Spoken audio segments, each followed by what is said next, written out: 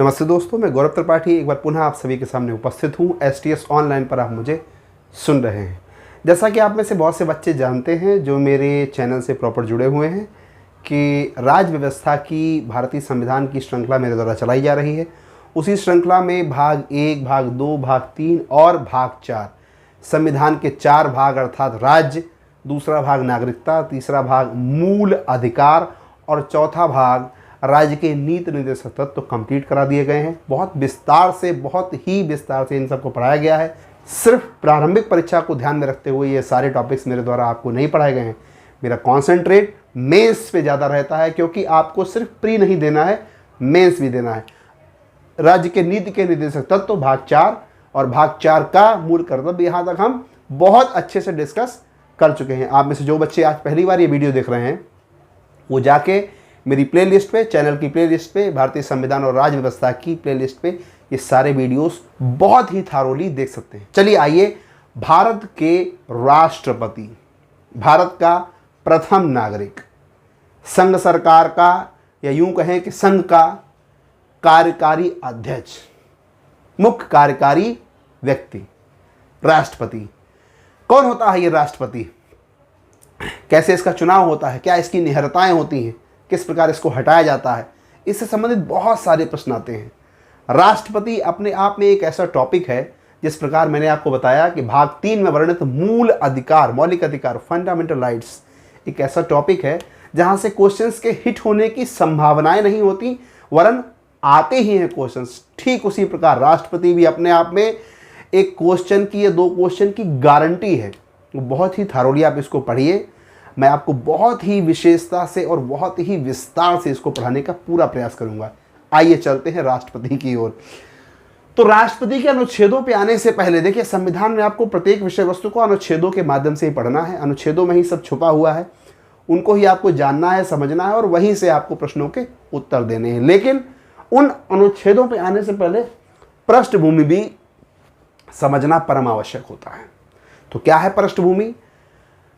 अनुच्छेद 51 का तक हमने चर्चाएं करी है मूल कर्तव्य की, और 51 का के ठीक बाद जो अनुच्छेद आता है यानी कि अनुच्छेद 52, 52, आर्टिकल 52, वहीं से स्टार्टिंग होती है आपके संघ की, यानी भाग 5 की। अगर हम भाग 5 की बात करें, आज से हम भाग 5 प्रारंभ कर रहे हैं, तो भाग 5 का अगर दायरा देखें तो वो अनुच्छेद 52 से 151 तक होता है। लेकिन एक बार राष्ट्रपति की अगर बात करें तो राष्ट्रपति का दायरा मूलतः अनुच्छेद 52 से अनुच्छेद 62 या 63 तक होता है। उसके बाद भी कुछ अनुच्छेद 123, 143, कुछ आगे भी अनुच्छेद है, लेकिन प्रमुख रूप से जो आपको पढ़ने हैं वो अनुच्छेद 52 से और अनुच्छेद 62, 63 या 65 तक पढ़ना है। ज़्यादातर क्वेश्चन यहाँ से हिट होते हैं, कराए सब जाएंगे मेरे द्वारा आपको। देखिए, सबसे पहले आपको यह समझना आवश्यक है कि भारत की जो हमारे यहाँ कार्यपालिका है, न्यायपालिका है, विधायिका है, तो कार्यपालिका का जो हेड होता है, हम कहते हैं कि कार्यपालिका का चीफ होता है, हेड होता है, अध्यक्ष होता है राष्ट्रपति। कहने को तो ये अनुच्छेद 53 में वर्णित है, आप पढ़ेंगे यहाँ पे कि संघ की कार्यपालिका शक्ति का हेड होता है, चीफ होता है। लेकिन कार्यपालिका हमारे यहाँ 5 भागों में विभाजित है। कार्यपालिका के अंदर क्या क्या आता है? राष्ट्रपति, आप में से जिन बच्चों को नहीं पता है वो नोट करें। राष्ट्रपति, उपराष्ट्रपति, प्रधानमंत्री, मंत्रिमंडल और महान्यायवादी, ये 5 लोग कार्यपालिका में आते हैं, तो उन सबका हेड होता है। एक्चुअल हेड तो प्रधानमंत्री होता है। कई बार ये प्रश्न आता है पेपर में कि कार्यपालिका का प्रमुख या प्रभावी अध्यक्ष कौन होता है, वास्तविक अध्यक्ष कौन होता है, वास्तविक कार्यकारी अध्यक्ष कौन होता है, तो वो प्रधानमंत्री होता है। लेकिन कार्यपालिका शक्तियां यानी कि इसके ही सिग्नेचर से सारे काम होते हैं राष्ट्रपति के, तो मूलतः ये चीज याद रखें। आइए आप अंदर, अनुच्छेद 52 कहता है भारत का एक राष्ट्रपति होगा। हम एक संप्रभु राष्ट्र में रहते हैं, हमारे टुकड़े तो है नहीं। अनुच्छेद 1 कहता है भारत राज्यों का संघ होगा, भारत राज्यों का संघ होगा, कोई राज्य इससे बाहर नहीं है। तो हम एक संघ हैं, एक यूनियन है, तो ये जो यूनियन है इसका एक राष्ट्रपति होगा। अनुच्छेद 53 कहता है संघ की समस्त कार्यपालिका शक्तियां राष्ट्रपति में निहित होंगी। देखिए, ये जो अनुच्छेद है ये बहुत विस्तार से पढ़ा जाता है। कहने को पीटी के लिए, प्रारंभिक परीक्षा के लिए आपको सिर्फ एक आर्टिकल के रूप में इसको पढ़ना है कि कार्यपालिका शक्तियां राष्ट्रपति में निहित होंगी, आर्टिकल 53 में लिखा हुआ है, याद कर लीजिए, वहाँ जाके टिक कर दीजिए। अब आपको इसमें पढ़ना क्या क्या है, कौन कौन सी शक्तियाँ, बहुत सी शक्तियाँ राष्ट्रपति की होती हैं और उनसे क्वेश्चंस हिट करे जाते हैं। जैसे कार्यपालिका शक्तियाँ हैं, वित्तीय शक्तियाँ हैं, न्यायिक शक्तियाँ हैं, विधायी शक्तियाँ हैं, आपातकालीन शक्तियाँ हैं, वीटो पावर की शक्ति है, अध्यादेश जारी करने की शक्ति है। ये सारी शक्तियाँ आप मेरे द्वारा एक सेपरेट लेक्चर में पढ़ेंगे। यहाँ आप सिर्फ इतना याद रखें कि संघ की समस्त कार्यपालिका शक्ति राष्ट्रपति में निहित है। अब आइए मेन मसाला के ऊपर। देखिए, आपको यहां से ज्यादातर क्वेश्चंस जो हिट होते हैं, एक राष्ट्रपति के निर्वाचन और चुनाव से, एक राष्ट्रपति के कार्यकाल से, राष्ट्रपति की अर्हताओं से, बहुत विशेष ध्यान दें, और महाभियोग की प्रक्रिया से। पढ़ने तो ये सब हैं, कुछ भी नहीं छोड़ना है, लेकिन ये बिल्कुल चप्पा चप्पा चाटने हैं। चलिए आइए, बहुत ही स्पीड से, बिना समय को एक भी सेकंड बर्बाद किए, राष्ट्रपति का निर्वाचन। देखिए, सबसे पहले आपको समझना यह आवश्यक है कि राष्ट्रपति का निर्वाचन प्रत्यक्ष रूप से नहीं होता है। प्रत्यक्ष का मतलब क्या है भैया? यहाँ आप सांसद को प्रत्यक्ष रूप से चुनते हैं, आप वोट देते हैं, विधायक को प्रत्यक्ष रूप से चुनते हैं, आप वोट देते हैं। लेकिन क्या राष्ट्रपति के चुनाव में आप वोट देते हैं? नहीं, सिर्फ टीवी पर सुनते हैं कि परसों चुनाव है, नरसों चुनाव है। अब समाचार पत्रों में देखते हैं कि चुनाव हो गया, फलाना आदमी राष्ट्रपति बन गए। तो राष्ट्रपति का चुनाव प्रत्यक्ष नहीं होता, अप्रत्यक्ष होता है। तो भैया जब आप नहीं देते तो कौन वोट देता है?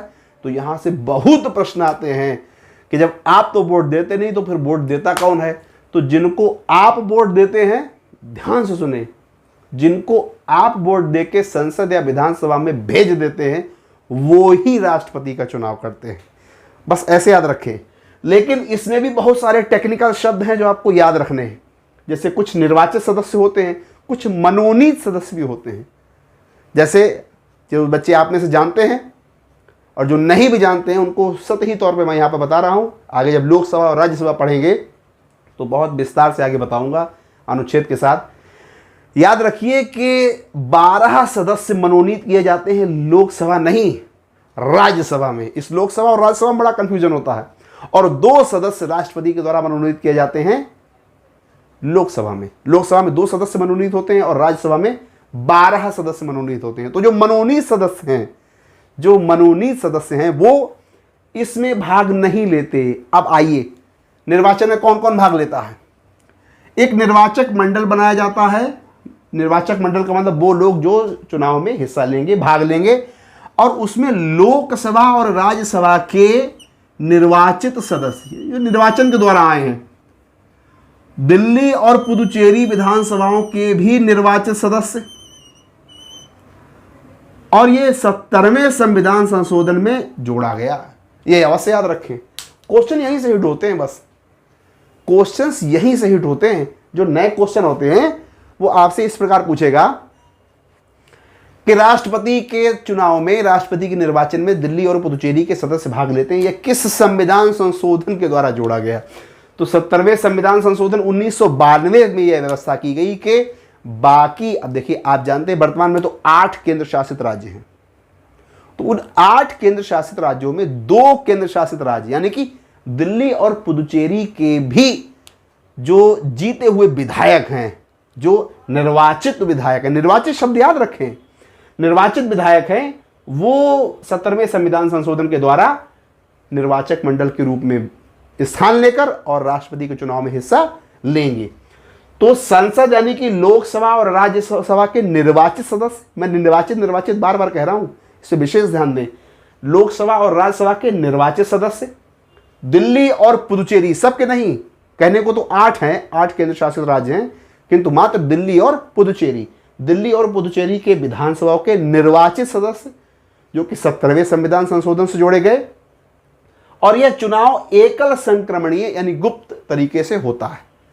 ये एकल संक्रमणीय क्या है आपको विस्तार से बताऊंगा मैं। तो ये 3 चीजें आपको यहां पे बहुत ही विस्तार से याद रखनी है। पहला, निर्वाचित सदस्य, निर्वाचित सदस्य, निर्वाचित सदस्य। बार बार क्यों कह रहा हूं? क्योंकि आपकी खोपड़ी में बैठ जाए कि विधानसभा के भी निर्वाचित सदस्य, राज्यसभा लोकसभा के भी निर्वाचित सदस्य और दिल्ली और पुदुचेरी की विधानसभाओं के निर्वाचित सदस्य, ठीक है। और एकल संक्रमणी या गुप्त मतदान के द्वारा, डिटेल में बताऊंगा आगे। अनुच्छेद 55 क्या कहता है, राष्ट्रपति के चुनाव का तरीका क्या होगा, अर्थात ये जो चुनाव एकल संक्रमणीय मत या गुप्त मतदान के द्वारा होगा, इसका तरीका क्या होगा, ये पूरा तरीका इसमें समझाया गया है। आइए अनुच्छेद 56, तो मैं पुनः समझा रहा हूं आपको। अनुच्छेद 54, अनुच्छेद 56, अनुच्छेद 58 और अनुच्छेद 61, 90% क्वेश्चन यहां से हिट होते हैं मित्रों, इसलिए बिल्कुल बारीकी से समझें इसको। आइए अनुच्छेद 56, राष्ट्रपति का कार्यकाल। देखिए राष्ट्रपति के कार्यकाल में वैसे आपको अगर वन लाइनर के रूप में पढ़ना है तो आप ये पढ़ लें कि राष्ट्रपति का कार्यकाल 5 साल का होता है, पद ग्रहण करने की तिथि से 5 साल कार्यकाल होता है। लेकिन ऐसे बहुत से फैक्टर हैं जो आपको अंदर घुस के पढ़ने हैं। अब आपको सिर्फ ये पढ़ा दिया जाता है, या आप में से ज़्यादातर बच्चे पढ़ भी लेते हैं कि राष्ट्रपति का कार्यकाल 5 साल का है पद ग्रहण करने से, और अनुच्छेद 56 में लिखा हुआ है। अब आपसे वो ये पूछ रहा है कि राष्ट्रपति अपना त्याग पत्र उपराष्ट्रपति को देगा, ये किस अनुच्छेद में लिखा है, तो उसके लिए बबुआ एक अलग से अनुच्छेद है। राष्ट्रपति अपना त्याग पत्र जब उपराष्ट्रपति को दे देगा तो उपराष्ट्रपति भी उसे संदूक में बंद करके नहीं रखेगा, उसको तत्काल देगा लोकसभा अध्यक्ष को। ये किस अनुच्छेद में लिखा है, उसका भी अनेक अनुच्छेद है पर्टिकुलर। तो आर्टिकल के जो सब आर्टिकल्स होते हैं, अब ट्रेडिशन ये आ गया है, इतना कंपटीशन है, 500 जगहों में 5 लाख लोग बैठते हैं, तो वो आपसे जो ऊपर ऊपर के अनुच्छेद थोड़ी पूछेंगे, यहां घुस के पूछते हैं। तो आर्टिकल्स के सब आर्टिकल्स जरूर याद करें। आइए, राष्ट्रपति के चुनाव का तरीका अनुच्छेद 55 में है। राष्ट्रपति का कार्यकाल यानी कि राष्ट्रपति कितने दिन, कितने साल, कितने महीने काम करेगा, तो भैया 5 साल काम करेगा पद ग्रहण होने से, और राष्ट्रपति अपना त्याग पत्र उपराष्ट्रपति को दे सकता है, यह लिखा हुआ है अनुच्छेद 56(1) में। उपराष्ट्रपति इसके त्याग पत्र की सूचना तत्काल लोकसभा अध्यक्ष को देगा, यह लिखा अनुच्छेद 56(2) में। अब यहां पे एक चीज और याद रखिए, एक एक लाइन में यहां पे ऑब्जेक्टिव क्वेश्चंस हैं, प्रत्येक लाइन से। कितने वर्ष कार्यकाल, 5 वर्ष, गिनते रहिए आप, कितने वर्ष कार्यकाल, 5 वर्ष। अपना त्याग पत्र किसे देगा, उपराष्ट्रपति को देगा। कहां लिखा हुआ है, 56(1) में लिखा है। उपराष्ट्रपति किसे देगा, लोकसभा अध्यक्ष को देगा। कहां लिखा है, 56(2) में। कोई भी व्यक्ति कितनी बार राष्ट्रपति बन सकता है, तो भैया हमारा देश तो बहुत ही महान देश है, कोई भी व्यक्ति कितनी भी बार राष्ट्रपति बन सकता है। संविधान में इस विषय कोई भी सीमा निर्धारित नहीं की गई है कि एक व्यक्ति कितनी बार राष्ट्रपति बनेगा, कितनी भी बार राष्ट्रपति बन सकता है। लेकिन यहां पे एक चीज याद रखिएगा, जो पढ़े हुए हैं वो समझ रहे होंगे कि मैं क्यों मुस्कुरा रहा हूं, जो नहीं पढ़े हैं वो अच्छे से याद रखें, वरना आप परीक्षा हाल में मुस्कुराएंगे। अमेरिका के संविधान से ये थोड़ा हट के है।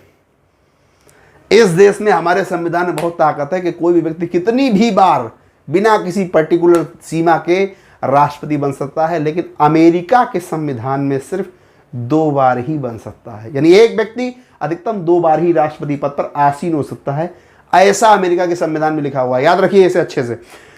तो ये मैंने आपको समझाया राष्ट्रपति के कार्यकाल के विषय में। आते हैं अनुच्छेद 57, अनुच्छेद 56 याद रखें, कार्यकाल पदावधि, अनुच्छेद 57। अब जब यहां पे ये कहा गया है कि एक व्यक्ति दोबारा भी बन सकता है, तिबारा भी बन सकता है, कितनी बार बन सकता है, तो दोबारा बनने की क्या अर्हताएं हैं, यानी कोई दोबारा बनाया गया तो उसकी अर्हताएं क्या हैं, तो पुनः निर्वाचन की अर्हताएं क्या होंगी, वह 57 में लिखा हुआ है। 2 बिंदु यहां मैंने लिख दिए एडिशनल, जिसमें से दूसरा बिंदु कम मास्टरों के द्वारा पढ़ाया जाता है, विशेषता याद रखें। देखिए 42वें संविधान संशोधन 1976 से यह निर्धारित किया गया था कि राष्ट्रपति के निर्वाचन में जनगणना से तात्पर्य 1971 में लिखना भूल गया, 1971 की जनगणना से है, जनगणना से है। लेकिन अब इसको विशेषता याद रखें, बस यहीं से क्वेश्चन उठेगा और बनेगा। 84 में देखिए, पहले 82वें संविधान संशोधन में निर्धारित किया गया कि 1971 से जनसंख्या के प्रावधान उठाए जाएंगे, लेकिन 84वें संविधान संशोधन 2001 में इसको 2026 तक लागू कर दिया गया। यानी जो जनसंख्या के आधार पर, जिस जनसंख्या के आधार पर राष्ट्रपति का चुनाव होता था, जो कि 1971 की जनसंख्या थी, वो कंटिन्यू अभी तक चल रहा है और उसको 1926 तक निर्धारित कर दिया गया। किस संविधान संशोधन से? 84वें संविधान संशोधन 2001 से। तो ये पुनः निर्वाचन की शर्तें हैं। अब आ जाइए योग्यताओं और अर्हताओं पे। तो राष्ट्रपति को चुनने के लिए कुछ योग्यताएं हैं। हर व्यक्ति को चुनने के लिए कुछ योग्यताएं होती हैं। आप मास्टर बने या राष्ट्रपति, भारत का प्रथम नागरिक बने या चपरासी बने, सबके लिए कुछ ना कुछ योग्यताएं हैं। तो आपके लिए भी कुछ योग्यता है। बहुत कॉमन सी योग्यताएं हैं, लेकिन एक योग्यता ऐसी है जो थोड़ी सी विशेष है, इसलिए हर आदमी इसका आवेदन नहीं कर पाता है, हर आदमी इसका पर्चा दाखिल नहीं करता है। आपको भारत का नागरिक होना चाहिए, 35 वर्ष की आयु होनी चाहिए आपकी, और साथ ही आप किसी लाभ के पद पे ना हो, किसी सरकारी सेवा में ना हो। ऐसा ना हो सरकारी माल भी खा रहे हैं, राष्ट्रपति पद भी बैठे हुए हैं, इधर से भी खा रहे हैं, उधर से भी खा रहे हैं। तो लोकसभा भारत का नागरिक हो, 35 साल की आयु पूरी कर चुका हो, लोकसभा का सदस्य निर्वाचित होने योग्य हो, किसी लाभ के पद पे ना हो, और भैया ये जो आखिरी है ना, बहुत ही विशेषता याद रखें, 50 अनुमोदक और 50 प्रस्तावक हो। अब ये अनुमोदक और प्रस्तावक क्या है? तो ये विधायकों और सांसदों का समूह होता है जो प्रस्तावक होते हैं, अनुमोदन करते हैं कि हम फलाना व्यक्ति के राष्ट्रपति बनने की अनुशंसाएं कर रहे हैं। तो अनुमोदक और प्रस्तावक के रूप में जो जनप्रतिनिधि होते हैं वह आपका अनुमोदन और प्रस्ताव पेश करते हैं, प्रस्तावक बनते हैं। तो यह 5 शर्तें विशेषता आपके पास होनी चाहिए, तब आप अर्हता रखते हैं, योग्यता रखते हैं राष्ट्रपति बनने की, राष्ट्रपति का चुनाव लड़ने की, बनने की नहीं, चुनाव लड़ने की। अनुच्छेद 60 कहता है राष्ट्रपति की शपथ। अब आपके पास अर्हताएं हैं, आप चुन लिए गए, आपके पास अर्हताएं हैं और चुन लिए गए। चुनने के बाद आपकी शपथ होगी। तो शपथ में याद रखें, राष्ट्रपति की शपथ सुप्रीम कोर्ट का चीफ जस्टिस दिलाता है। बहुत ही अच्छे से याद रखें, राष्ट्रपति की शपथ सुप्रीम कोर्ट का चीफ जस्टिस दिलाता है, मुख्य न्यायाधीश, और मुख्य न्यायाधीश की शपथ राष्ट्रपति दिलाता है। ये इंटरचेंज मसाला है। तो राष्ट्रपति की शपथ सुप्रीम कोर्ट का मुख्य न्यायाधीश दिलाता है, चीफ जस्टिस ऑफ इंडिया। अनुच्छेद 60 के अंतर्गत ये शपथ होती है। अनुच्छेद 61 को बहुत ही बारीकी से समझे। देखिए, अनुच्छेद 60 शपथ हो गया, 61 है महाभियोग। अब ये महाभियोग क्या है? महाभियोग को साधारण भाषा में यदि हम समझें तो हम ये कह सकते हैं कि यदि राष्ट्रपति किसी संवैधानिक प्रावधान का उल्लंघन करता है, अगर संविधान से परे कोई काम करता है, भाई राष्ट्रपति भी हमारे यहाँ संविधान से ऊपर थोड़ी है, हमारे यहाँ संविधान सबसे ऊपर है। राष्ट्रपति संविधान के अंतर्गत, प्रधानमंत्री संवैधानिक दायरे में काम करता है, संसद संवैधानिक दायरे में काम करती है। तो राष्ट्रपति अगर संविधान से परे किसी दृष्टिकोण को रखता है या अपनी कार्यशैली में ऐसे दृष्टिकोण को उजागर करता है, तो वहां पे उसको हटाने की एक पर्टिकुलर प्रक्रिया है। उसके हटाने की प्रक्रिया को महाभियोग का नाम दिया गया है। अब ये महाभियोग है क्या, इसको समझना बड़ा आवश्यक है। बहुत प्रश्न इस महाभियोग से आता है, मैंने लिखा है लेकिन मैं आपको समझा दे रहा हूं विस्तार से, क्योंकि जब तक समझेंगे नहीं तब तक लिख के नहीं काम चलना है। देखिए, महाभियोग के लिए क्या है, सबसे पहले आपको यह याद रखना है कि महाभियोग एक आरोप के द्वारा लगाया जाता है। भाई किसी को आप दोषी करार देंगे, उसके सीधे छुरा ही थोड़ी पेल देंगे पेट में, बताइए, सीधे गोली ही थोड़ी मार देंगे। किसी को फांसी पे लटकवाना है तो खुद तो नहीं लटका देंगे ना भाई। सबसे पहले आप आरोप लगाएंगे, आरोप लगाने के बाद प्रस्ताव लाएंगे, फिर प्रस्ताव को पारित करवाएंगे, फिर जब एक जगह से पारित होगा तो दूसरी जगह से पारित करवाएंगे। तो एक पूरा कंप्लीट प्रक्रिया है, ये ऐसे झूठे ही थोड़ी कहानी चलनी है। तो चलिए आइए, आपको एक एक बिंदु नोट करना है जो मेरे मुंह से निकल रहा है। इसमें बहुत कुछ नहीं लिखा है लेकिन वो भी नोट करना है। राष्ट्रपति के महाभियोग के आरोप किसी भी सदन से प्रारंभ किए जा सकते हैं। नंबर 1, राष्ट्रपति के महाभियोग के पहले आरोप लगाए जाएंगे राष्ट्रपति पे, और वो किसी भी सदन से लगाया जा सकता है। आरोप लगाने के उपरांत जिस सदन से लगाया गया है उस सदन से 2/3 का बहुमत पारित होना चाहिए। पहले देखिए, आपको लाइनें पहले यहां पढ़ा दूं फिर विस्तार समझाता हूं। आरोप संसद के किसी भी सदन से प्रारंभ किया जा सकता है, यानी कि लोकसभा से प्रारंभ हो या राज्यसभा से प्रारंभ हो। आरोप जब प्रारंभ होंगे उस स्थिति में 1/4 सदस्यों की उपस्थिति होनी चाहिए। यह बड़ा महत्वपूर्ण है। यानी जिस सदन से आरोप लग रहे हैं, अगर लोकसभा से लग रहे हैं तो लोकसभा के 1/4 सदस्य, और यदि राज्यसभा से लग रहे हैं तो उसके 1/4 सदस्य।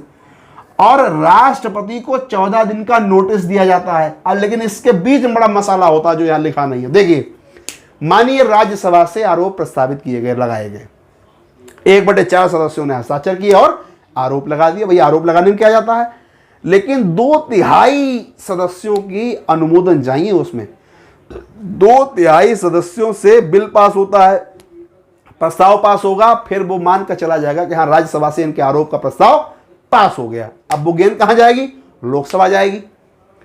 लोकसभा में भी 2/3 के आधार पर बिल पास होगा।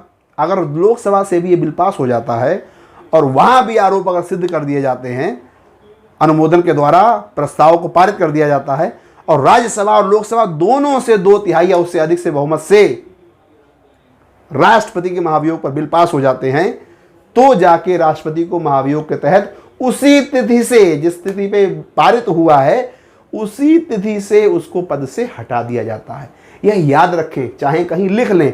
यहां तो मैंने बहुत संक्षिप्त में लिख दिया है आपको समझाने के लिए कि किसी भी सदन से आरोप प्रारंभ हो सकते हैं, यानी राज्यसभा से या लोकसभा से। ये सब प्रश्न आते हैं, ये सब प्रश्न के रूप में आता है कि राष्ट्रपति पे आरोप किस सदन से प्रारंभ किए जाते हैं, किस सदन से प्रारंभ किए जाते हैं, किसी भी सदन से। महाभियोग के आरोप कब लगेंगे, जब जिस सदन ने आरोप को प्रस्तावित किया है उस सदन के 1/4 सदस्यों के हस्ताक्षर हों। राष्ट्रपति को भी 14 दिवस, एक डेटा याद रखें, पूर्व सूचित किया जाएगा। तो यह महाभियोग की प्रक्रिया है, यह एक अर्ध न्यायिक प्रक्रिया है, याद रखें अच्छे से। आइए अनुच्छेद 62 की तरफ। अब भैया महाभियोग लगाओ, ये निकल गए। देखिए, राष्ट्रपति 3 तरीके से निकल सकते हैं। एक तो महाभियोग से निकलते हैं, मृत्यु हो जाए, या पद ही त्याग दें, यानी या तो दुनिया में ही ना रहे, या तो दुनिया में ही नहीं है, या स्वेच्छा से पद त्याग दिया है, या हमने राष्ट्रपति को, हमने से मतलब सांसद और विधायकों ने राष्ट्रपति को एक संवैधानिक प्रक्रिया यानी महाभियोग के तहत पद से निकाल दिया है। तो ये 3 तरीके हैं उनको हटने के। तो अगर इनमें से किसी भी एक तरीके से पद रिक्त हो गया, अगर इनमें से किसी भी एक तरीके से पद रिक्त हो गया, तो जो दोबारा उनकी रिक्त को भरा जाएगा उसमें चुनाव कराने का समय उल्लेखित किया गया है, और वो समय है 6 माह। याद रखिए, बहुत पूछा जाता है। राष्ट्रपति के अपने पद पर ना होने यानी कि पद का रिक्त होने की स्थिति में, पद का रिक्त कब होगा, मृत्यु पे होगा, त्याग पत्र पे होगा, और पद से हटाए जाने। पद से कब हटाए जाएंगे, महाभियोग में। तो ऐसी स्थितियों में, इन स्थितियों में 6 माह के अंदर पुनः चुनाव का प्रावधान है। इसको बहुत ही विशेषता से याद रखें। एक लाइन में बार बार चिल्ला के कह रहा हूं, एक लाइन में इसके पीटी के क्वेश्चन है। मसाला तो पूरा का पूरा आपका ये मेंस का है, लेकिन एक लाइन में इसके पीटी का क्वेश्चन है, इसलिए कुछ भी मिस नहीं करना यहां से। तो अनुच्छेद 62 राष्ट्रपति को पद से हटाने के विषय में संपूर्ण जानकारी देता है कि भैया चुनाव कब कराओगे, 6 महीने के अंदर करा देना है। अनुच्छेद 65 ये कहता है कि उपराष्ट्रपति, राष्ट्रपति हट गए, राष्ट्रपति महाभियोग से हट चुके हैं, या मृत्यु के द्वारा हट चुके हैं, या त्याग पत्र दे दिए, तो उनके स्थान पे कौन बैठेगा, उपराष्ट्रपति बैठेंगे। किस अनुच्छेद में लिखा है, अनुच्छेद 65 में लिखा है। तो अनुच्छेद 65 कहता है कि उपराष्ट्रपति राष्ट्रपति के पद पे आसीन रहेगा। कब तक रहेगा, अधिकतम 6 महीने रहेगा, क्योंकि यहां पे वर्णन कर चुके हैं, अधिकतम 6 महीने रहेगा। तो ये आपके राष्ट्रपति के विषय में वो समस्त बातें हैं प्रारंभिक, समस्त कहना गलत होगा यहां पे, प्रारंभिक, जो राष्ट्रपति से संबंधित बारंबार पूछी जाती हैं। अनुच्छेद 52, 53, 54, 55, 56 ये सब लेके लगा के आपके, और अनुच्छेद 62, 65 तक ये चीज़ें खूब पूछी जाती हैं। योग्यताएं, अर्हताएं, चुनाव करने का तरीका, शपथ, कार्यपालिका का अध्यक्ष कौन है, जो कुछ भी मैंने यहाँ पे आपको विस्तार से आज पढ़ाया, ये फर्स्ट पार्ट है राष्ट्रपति का। राष्ट्रपति का जो अगला पार्ट आएगा उसमें राष्ट्रपति की समस्त शक्तियों का विवरण किया जाएगा। शक्तियाँ बहुत पूछी जाती हैं, राष्ट्रपति की कार्यकारी शक्तियाँ, वित्तीय शक्तियाँ, न्यायिक शक्तियाँ, विधायी शक्तियाँ, आपातकालीन शक्तियाँ। एक राष्ट्रपति के पास वीटो पावर होता है, वो वीटो पावर भी 3-4 प्रकार का होता है। तो वीटो पावर राष्ट्रपति अध्यादेश जारी करने की शक्ति रखता है और राष्ट्रपति की जो क्षमा दान की शक्ति है, वो सब आपको विस्तार से बताया जाएगा। हो सकता है 2 वीडियो बन जाएं, क्योंकि कार्यकारी और वित्तीय और न्यायिक शक्तियां ही काफ़ी हो जाएंगी। तो ऐसा करूंगा कि मैं अगला वीडियो राष्ट्रपति की शक्तियों पर बनाऊंगा और उसके बाद एक तीसरा वीडियो आएगा जिसमें राष्ट्रपति के क्षमा दान के विषय में और अध्यादेश और कुछ वीटो पावर्स के बारे में डिटेल से बताऊंगा। देखिए, शॉर्ट में मैं नहीं पढ़ाना चाहता आपको। चाहूं तो मैं आधे घंटे के लेक्चर में ये सब कुछ करा के और निपटा के फेंक दूं एक तरीके से ये, लेकिन उससे फायदा आपका नहीं होना है। आप इधर उधर ना भटके। अगर सीधे STS ऑनलाइन की तरफ देख रहे हैं तो सीधे ही देखें।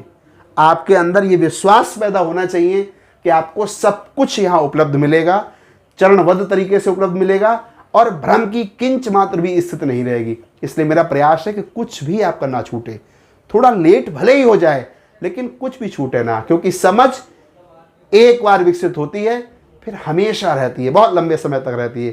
तो फटाफट आप इस सबको नोट करिए, 1 से 2 रिवीजन मारिए। मेरा अगला वीडियो आने से पहले आप इसको लर्न भी कर लें। लर्न आई मीन टू से समझ बना लें, समझ विकसित करें, इसकी ऑब्जेक्टिव जरूर लगाएं। बहुत जल्दी अगले वीडियो यानी कि राष्ट्रपति की शक्तियों के साथ आपके सामने उपस्थित होता हूं। नमस्कार।